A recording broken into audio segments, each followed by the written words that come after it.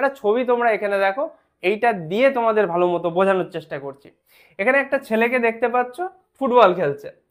এবার দেখো, এই যে ছেলেটা, এই ছেলেটা এই পাটা নিয়ে এই ফুটবলের উপর হয়তো একটা কিক করবে, পাটা নিয়ে এই আস্তে আস্তে আস্তে আস্তে ধপ করে ফুটবলে মেরে দিল। ঠিক আছে, এই ছেলেটা পা নিয়ে এসে এসে ধপ করে ফুটবলে মারলো। এই যে যখন মারলো তখন ফুটবলটা উড়ে চলে গেল।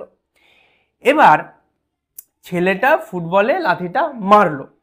বিষয়টা হচ্ছে কাজটা কে করলো? ছেলেটা লাথি মারার কাজটা করলো। ছেলেটা লাথি মারার কাজটা করলো, ফুটবলে লাথি মারলো তো, ছেলেটা ফুটবলে লাথি মারার কাজ করলো। যে কাজ করলো অর্থাৎ এই ছেলেটা, এ হচ্ছে সাবজেক্ট।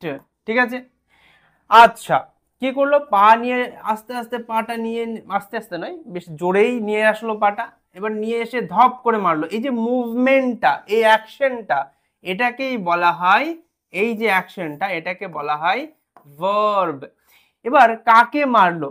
লাথিটা তো এই ফুটবল বেচারাটাকে মেরেছে, ধপাস করে ফুটবলটাকে মেরেছে। এই যে ফুটবলের উপরে লাথিটা মারা হলো, রিসিভ করলো কে কাজটা? ফুটবলটা।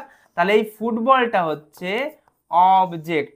ঠিক আছে, এই যে রিসিভ করলো কাজটা, একে একে এই জন্য অনেকে অনেকে রিসিভারও বলা হয়। ঠিক আছে, রিসিভার বলা হয়। আর এই যে যে কাজটা করে এটাকে অনেক সময় ডুয়ারও বলা হয়। ঠিক আছে, ডুয়ার। ঠিক আছে, এই নাম দেখে কনফিউশনের কোনো বিষয় নেই। মাথায় রাখবে যে কাজ করলো তাকে সাবজেক্ট বলছি, যে অ্যাকশনটা হলো, এই যে মোশন রূপে যে অ্যাকশনটা হলো সেটাকে ভার্ব বলছি।